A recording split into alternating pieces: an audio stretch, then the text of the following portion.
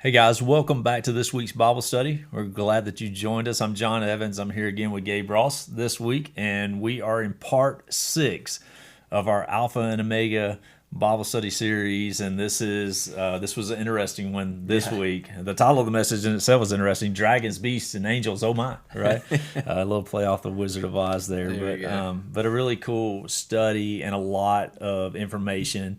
A lot of stuff that, again, if you just read this for service level value, you're going to miss a lot of stuff.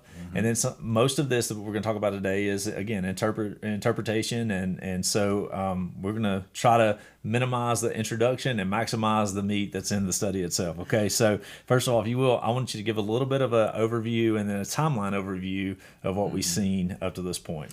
Yeah, so we're getting closer to the end, and so we see this battle starting to form and to take place, and we're going to talk today. You see it first in heaven, then on the earth, and so we've kind of jumped around a little bit because I've tried to do it in sections with concepts, not necessarily verse by verse, and John even writes that way too in Revelation. It's not chronological per se. He looks back and looks forward at different times, and so it'd be easy for people to go, wait, when does this happen, when does that happen? And again, it's one of those things that we don't know for sure, but I do want to step back and give kind of a broad overview of where we are. And again, this is taking a little bit our perspective, or my perspective, on how all of this shakes out. There are different perspectives of what happens when it takes place, but up until this point, we have been living in what we call the church age. And after God has come and brought Jesus as the Messiah, there's a new covenant that's been formed that Gentiles are able to be brought into faith and salvation. So that's been called the church age. Now, toward the beginning of Revelation, when John writes to the 7 churches, at that point, after he writes to them, the church herself is not referred to until closer to chapter 19. And so it leads some people to believe that the church has been raptured, been pulled out or pulled away before tribulation happens. Whether that happens before the tribulation, middle of tribulation, or end of the tribulation, some people believe it happens before. So then we enter into a 7-year period, 3.5 years at the front of tribulation, 3.5 years at the back of the Great Tribulation. And then once that happens, Jesus returns at the end of the 7th trumpet, and then there's this millennial reign, 1,000-year reign that Jesus is going to come back and reign before Satan is finally and fully defeated, sent away, and then the new kingdom is established. And so the trumpets, the seals, and the bowls, which kind of just signify these coming judgments and the wrath of God, happen during that tribulation period. I heard somebody say the other day, it's like these are like nesting dolls, you know, those dolls that fit inside themselves. So when the seals are opened, when that 7th seal is opened, it reveals the trumpets. And then when that 7th trumpet is opened, it reveals the bowls of judgment. And so the seals and trumpets happen at the first half of the tribulation, and then the bowls happen at the second half of the tribulation. And chapters 12 through 16, kind of what we're looking at today, the first part of 16, happen in that last section of the tribulation where the Great Tribulation has occurred and the bowls of wrath and judgment are being poured out. So to kind of give everybody a timeline, maybe to visualize where we are in the story. No, it's good. You had mentioned, as you opened up the sermon, these 4 main characters that we looked at. It was this idea of the woman with child, the great red dragon, the male child, and the archangel. And you broke down each of these. And so a little bit of overview of those 4 characters there before we dive into the 2 that we're going to focus on today. So the woman is pictured as Israel. And I mentioned because, you know, she's got this crown and the 12 stars on top, which are representative of the 12 tribes of Israel. And then we went back to Genesis and Joseph's dream to see that. And the other reason, too, is, you know, God's people have been symbolized with a woman. Jesus is the husband, the bride is the church. And so there's that picture and that symbol. And if you go back to the Old Testament, the story of Hosea, where he's told to marry Gomer, this prophet was told to marry an unfaithful woman, and it's this one who keeps righteousness and covenant called to continue faithfulness, to love the woman who is not quite as faithful, which represents Jesus and the church. And so that's where, and there's so many other things that you could talk about that really solidify that view, but that's the view there. Then you've got this idea of the red dragon Yeah. of being Satan. You Yeah. know, he's seen in the garden as the serpent, Right. which then the full representation of the serpent would be this great dragon. And then you've got the male child who is Jesus. And we Right. went back in Genesis, and I love that. I could talk about that forever, where you've got that strife between Eve and Yeah. the serpent, Sure. and then the foretelling of Jesus who would come. Right. All that's wrapped up Yep. in this picture of Jesus coming here as the male child. And then you got the archangel Michael, who represents the angels who are doing battle with evil in heaven, and then trying to protect us and provide for us and do the things God calls them to do on the earth. So it's kind of an overview. It is really important too, just to note for all of you who are watching and listening today, that again, that just what you just mentioned, those four characters, you draw that all the way back to Genesis. All the way. And you look at that. And again, the Bible is a complete unfolding of the story of Jesus from beginning to end. And so it's really cool to be able to look and to see that. And for you to point that out, I think is really, really awesome to do. All right, so two things that we want to focus on today. We want to look at it's this idea of the two great beasts. Yeah. That's a term that the That's Bible right. uses there, and that's again symbolic of what is to come. So I want to take and kind of divide these up, look at them individually, Yeah. and kind of look at what characteristics each have and how we can identify.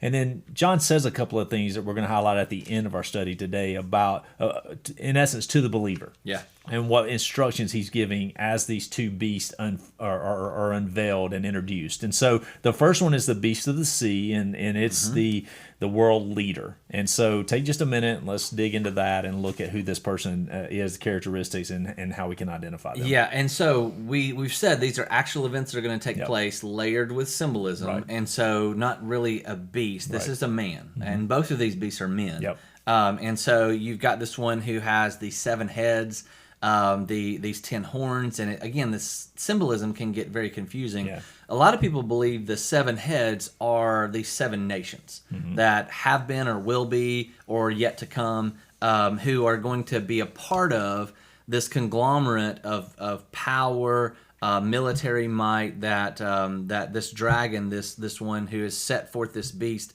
is using to rule the world.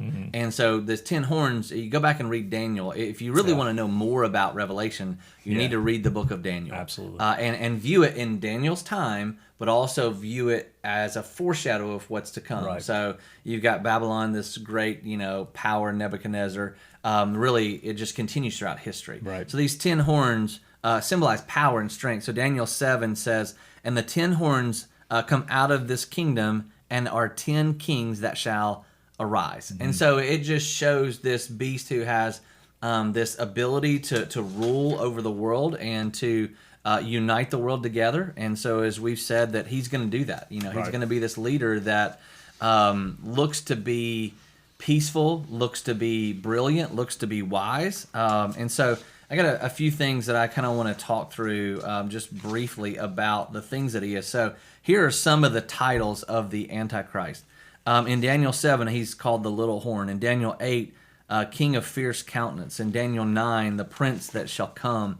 Daniel 11, the willful king, and on and on and on. And then in Daniel 7 and 8 and in other places, he's mentioned as being an intellectual genius, a political genius, a great orator, a commercial genius, military genius, a genius in government, and even religion. And so what he does is he unites all these powers. He makes peace with the world, which the world has been dying Right. for. Yeah. And then halfway through, he's going to break covenant with Israel. So he's going to break that covenant, and he's going to try to do everything he can to destroy all of the believers in the world.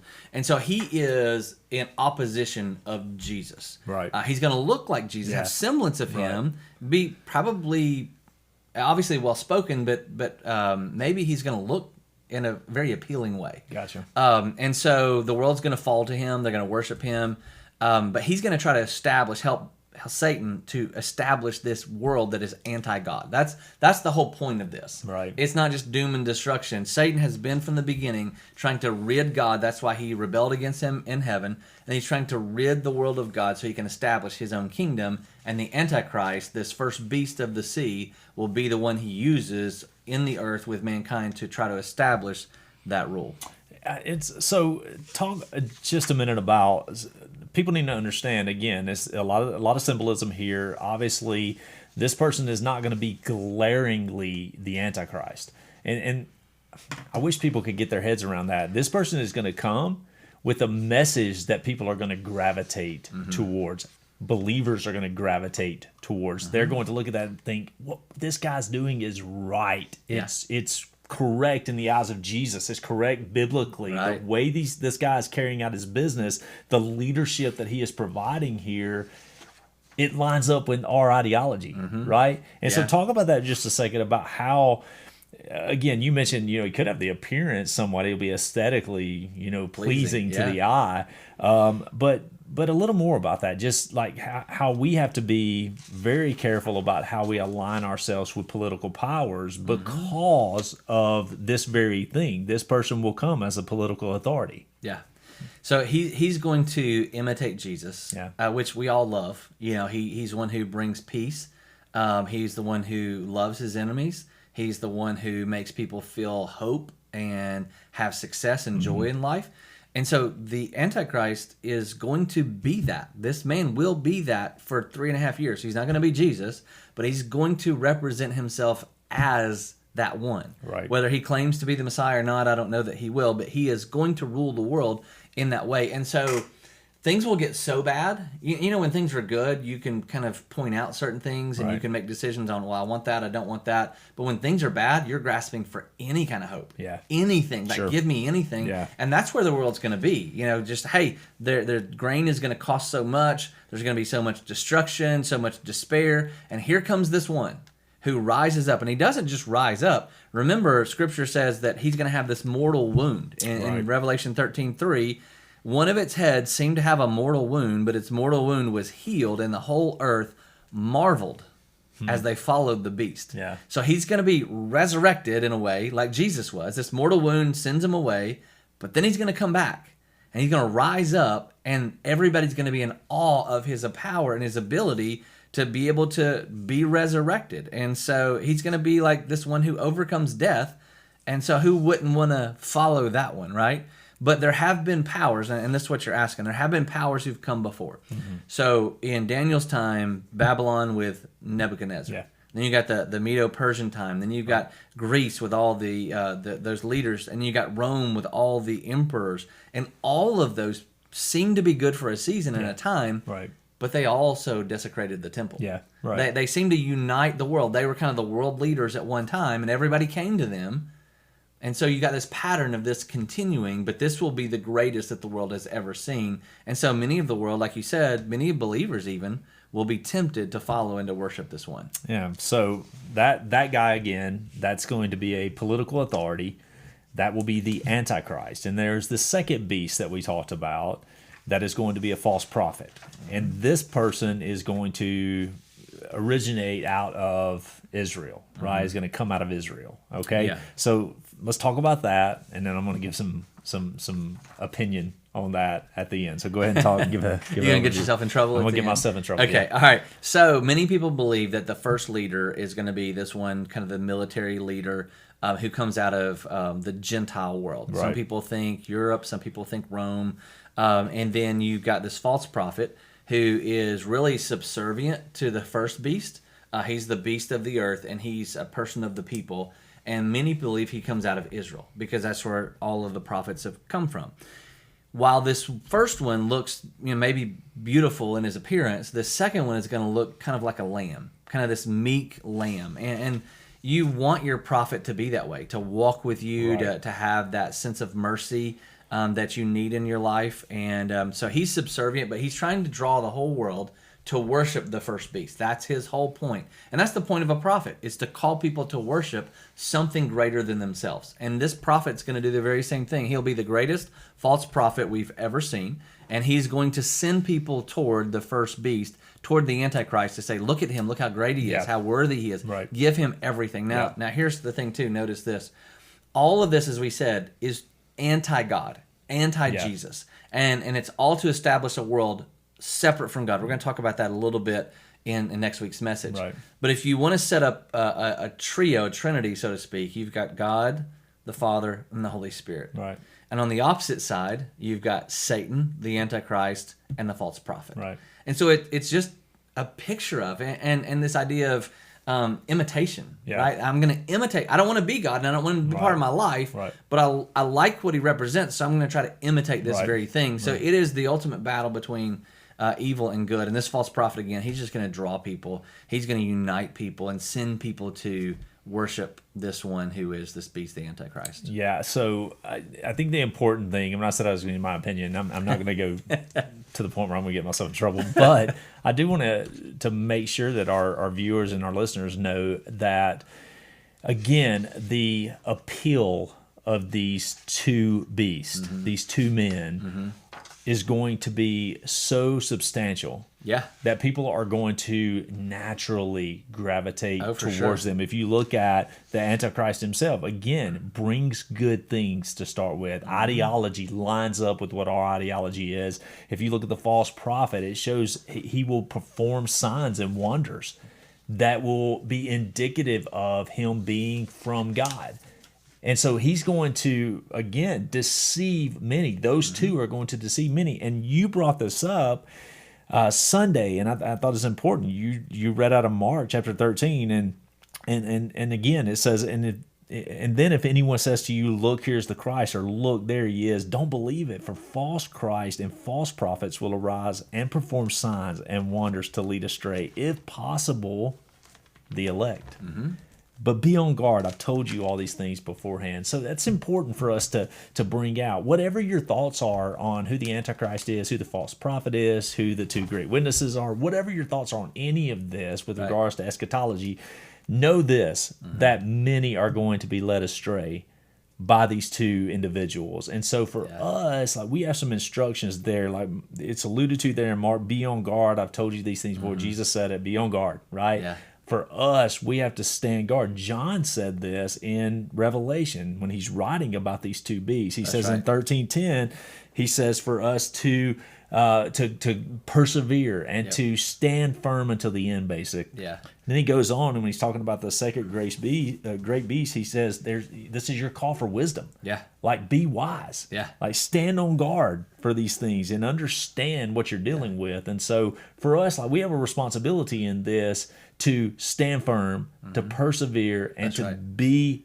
wise in how we approach these things. And you mentioned they're going to be so influential that they're going to cause people to do things they wouldn't have done before. So if you think about, and we want to get into the mark of the beast, 666, forehead and right hand, and there may be an actual mark of the beast. There may be something that actually is there, or it could be symbolic as well.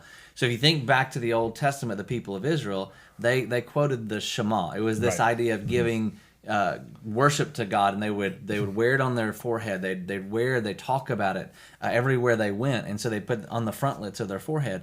And so it was this idea of giving God worship. But this false prophet is going to convince people so much so that they're going to do the very same thing, but instead of giving worship to God, they're going to give worship to Satan and worship to the Antichrist. Like you sit down and you tell a believer that, hey, somebody's going to convince you not to worship God and put this and wear this and carry this. Yeah. You're not going to be wearing a cross. You're actually going to be wearing it upside down, and you'd be like, I'm not going to do that.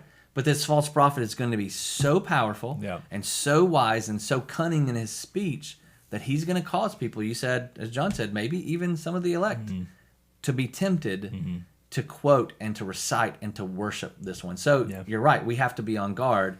And he gives us a couple of warnings there that I think you wanted to talk about as well. Yeah, I mean, so again, I think it's profoundly important for us to understand the scriptures, which is why we're doing this series. But again, if you look, like John here is saying in 13:10, here is a call for the endurance and faith of the saints. Yeah. Like, he almost is saying, like, guys, listen, this is going to get to a point where what you just said, you may think that you can withstand this, but I'm telling you, it's going to get to the point where endurance and faith is essential to you being able to withstand being led astray. We said that's part of it. Yeah. We overcome the accusations of Satan by two things, by the blood of the Lamb And the testimony. and the word of our testimony, which is the faith and the endurance that we have. So there's the call for this. Be watchful, be on guard. Right. And then again, a call for wisdom, right? This idea of, like, you better be sound You better write the word on your heart. You Yep. better be sound in this. And again, I don't know that people fully grasp the impact that this false prophet is going to have in our ability to do day-to-day transactions That's of right. business. That's like right. literally, the Bible says you won't be able to buy food. What are you gonna do with that? Yeah, and you'll be ostracized as You'll be well. ostracized, yeah. And so, literally, we better be so firm and founded in Jesus during these next however long until Right. we see this. If we're in the middle of it now, whatever the Right. thought is, like we better quit playing, right? You better quit playing church. You better quit playing religion, whatever it is you're playing. That's why I got up and said what I did Sunday, unpopular as it may be. Our responsibility Yeah. is not to get you to church so you can raise your hands That's and right. hear good music.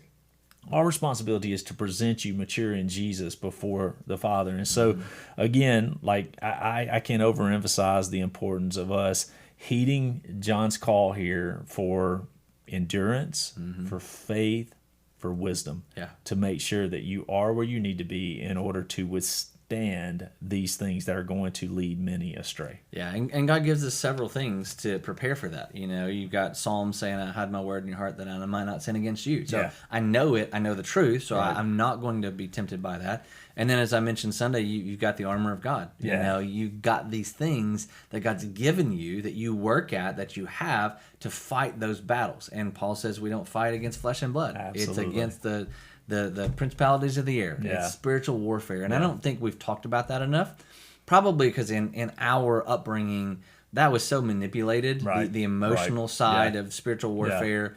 But I think we've diminished it to the point where people don't think about things that are happening to us or tempting us or calling us as being a spiritual sense of warfare. And it is, and Paul is clear about that. So Yeah. we have to know the Word of God. We have to walk in His ways, walk with His people, so that we are ready and prepared to be able to endure and to be wise. And as Paul said, Romans 12:2, your mind is being renewed, so you're not conforming, but you're being transformed into the image of God. Right. Think about what you just said, all the things that you just said, talking about, you went back and referenced 5 passages of scripture just in that time that you Right. just had that dialogue there. That in and of itself speaks to the unity of the scriptures and how all of these things are vitally important to us being able to conduct our lives as believers. I guess the end of the day, our biggest thing is that, again, we want you to understand. We want you to be so rooted and founded in this. Get off Facebook for a little while. Quit reading, end time mess on Facebook and get in the Word and see how it all lines up and ties together so that when we enter these stages of wherever we're at in it, we don't even That's know right. where we're at No. in it. That's the thing. Like, we don't know where we're at with regards to the history here and how we look at this, but we do know that we're closer to it today than we were yesterday. 100%. That's 100% factual. So for us, our responsibility is just to encourage you and to continue to encourage you to be founded in God's word. Stay on your knees before Jesus in His word, seeking Him, so that you can withstand the wiles of the devil. And again, that full armor of God. Yeah. Just that picture really illuminates what we're trying to tell you. Yeah. Be on guard, because Satan still is in the work of trying to deceive, and he will be until God finally throws him out and defeats him. And so that's my word of encouragement for you today. We're glad that you joined us. Hope that you enjoyed this session. We'll be back next week with part 7, and then we'll have one more after that before we wrap up this Bible study. We hope you guys have a great rest of your day and week, and we'll see you on campus at 9 and 10:45 this coming Sunday.